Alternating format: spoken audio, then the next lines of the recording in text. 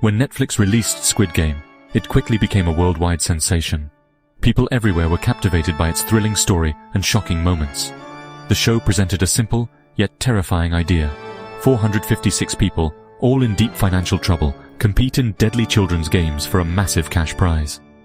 While the suspense and action were enough to keep viewers on the edge of their seats, the series is much more than just a survival thriller. It is a powerful story about modern society.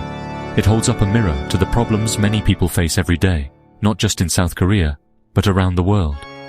The show asks us difficult questions about what we value and what people are willing to do when they feel they have no other choice. The creator of the show, Hwang Dong-hyuk, poured his own life experiences into the script. He first came up with the idea more than a decade ago, during a time when he was facing his own financial hardships. He and his family were struggling, and he spent his time reading comic books about survival games. This personal connection to the feeling of desperation is what makes the story so authentic and powerful.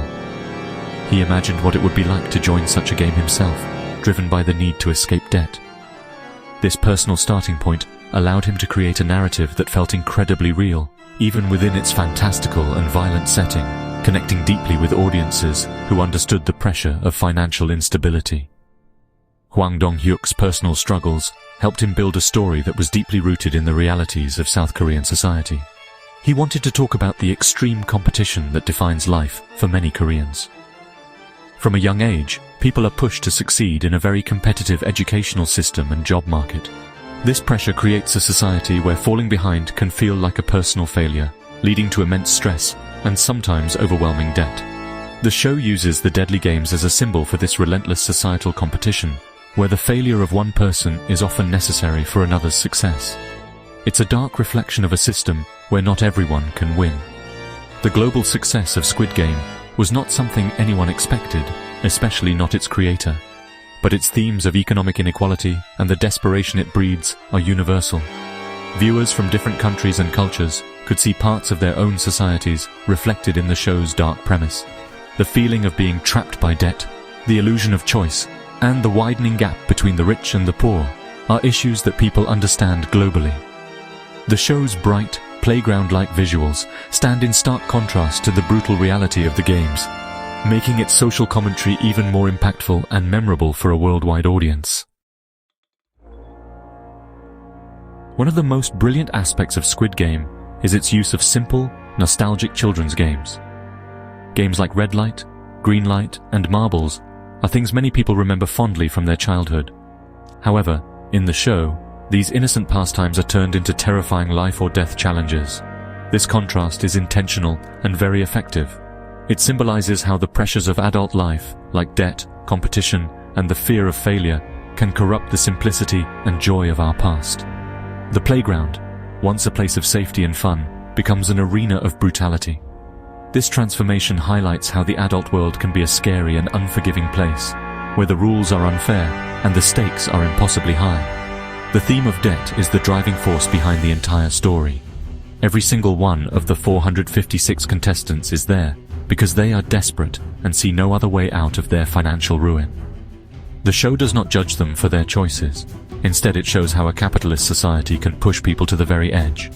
The massive piggy bank full of cash, hanging above them like a tempting god, represents the dream of a life free from worry. It is a powerful symbol of how wealth is held up as the ultimate solution to all problems, even if it means sacrificing one's humanity to get it. The show forces us to ask if the system itself is the real villain for creating such desperation in the first place. This desperation is directly linked to the intense competition that defines modern Korean society. In the game of tug-of-war, for example, teamwork is essential, but ultimately, one team must fall to their deaths for the other to survive. This is a powerful metaphor for a society where people are often pitted against each other for limited resources, whether it's for university spots, jobs, or promotions. The games constantly force the players to choose between cooperation and betrayal. This reflects a real-world dilemma where societal pressures can make it feel like you have to step on others to get ahead, eroding trust and solidarity among people who should be allies. The childhood games also represent the loss of innocence. When the players first enter the arena for red light, green light, they are almost playful, not fully understanding the consequences. But after the first shocking wave of violence, that innocence is gone forever. This moment symbolizes how a single harsh brush with the reality of the adult world can change a person. The games, which should be about fairness and simple rules, are manipulated by the powerful VIPs for their own entertainment. This highlights the idea that the fair chance offered by the games is just an illusion, much like the promise that anyone can succeed if they just try hard enough in the real world. The main characters in Squid Game are not just players, they are powerful representations of the different social and economic struggles within South Korea. The protagonist, Song Gi-hun, also known as Player 456, is the heart of the show. He is a flawed but kind man, buried in debt from gambling and a failed business. He represents the working-class individual who has been left behind by a fast-paced economy. Despite his many mistakes, his core humanity and empathy remain. Gi-hun's journey is about rediscovering his own worth in a system designed to make him feel worthless. His struggle is relatable because it speaks to the quiet desperation of ordinary people trying to survive in a world that seems stacked against them. In stark contrast to Gi-hun is Cho Sang-woo, Player 218, who was once the pride of his hometown. He graduated from a top university and had a promising career, representing the dream of upward mobility.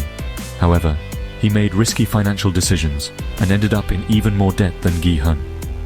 Sang-woo embodies the immense pressure to succeed in Korean society and the shame that comes with failure. He is intelligent and strategic, but as the games progress, he becomes cold and ruthless, willing to sacrifice anyone to win. His character shows how the relentless pursuit of success can strip away a person's morality, turning a golden child into a desperate survivor who has lost his way. Kang Se-byok, Player 067, provides another critical perspective. As a North Korean defector, she is an outsider in every sense. She is not just fighting to clear a debt, she is fighting to reunite her family and create a safe life for her younger brother. Her story highlights the struggles of marginalized groups who face prejudice and systemic barriers. Se-byok is resourceful, tough, and fiercely independent because she has always had to be. She trusts no one, as life has taught her that she can only rely on herself. Her presence in the game underscores that for some, the struggle for survival is not a choice, but a constant state of being, long before they ever entered the arena. Together, these three characters paint a vivid picture of a deeply divided society. Gi-hun is the struggling everyman, Sang-woo is the fallen elite, and Se-byok is the marginalized outsider. Their interactions, alliances, and betrayals are a microcosm of the class conflicts happening in the real world. The show demonstrates that while they all start the game as equals in their desperation, their backgrounds and life experiences shape the choices they make. Through them, Squid Game explores the complex question of whether shared hardship can bring people together or if the instinct to survive will inevitably tear them apart, revealing the deep cracks in the social fabric. The incredible popularity of Squid Game did more than just entertain millions. It started a global conversation. Suddenly, people all over the world were talking about themes that were once confined to academic discussions or political debates. The show provided a common language to discuss economic inequality, class struggle, and the failures of capitalism. The stark imagery of the players in green tracksuits versus the faceless guards in pink became a powerful symbol for the powerless versus the powerful. It encouraged viewers to look at their own societies and question the fairness of the systems they live in.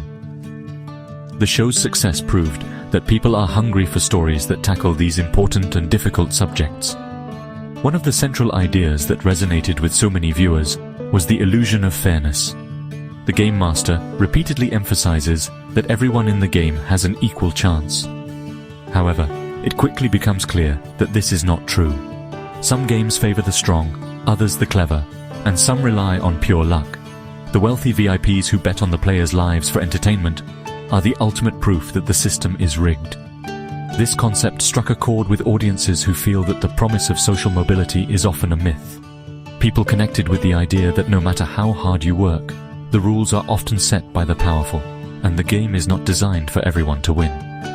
The show's message is not just a critique of South Korea, it's a commentary on a global condition. From the student loan crisis in the United States to the job insecurity in Europe, the feeling of being trapped in a cycle of debt is a worldwide phenomenon. Squid Game became a cultural touchstone because it articulated a shared anxiety. It showed that the desperation felt by Gi-hun or Se-byok is not unique to their circumstances, but is a product of a global economic system that often prioritizes profit over people. This universal relevance is why the show transcended cultural and language barriers to become a true global event, sparking protests and discussions far beyond its country of origin. In the end, Squid Game is a powerful call to action. It challenges us not to be passive spectators like the VIPs, but to think critically about the world we live in. The show's bleak ending, where Gi-hun decides to go back and fight the system rather than enjoy his winnings, is a crucial final message. It suggests that simply winning the money or achieving individual success is not enough to fix a broken system. The real challenge is to confront the injustices that create the need for such desperate games in the first place. The series encourages us to reflect on our own roles within society and to consider how we can work toward creating a world that is truly fair and humane for everyone.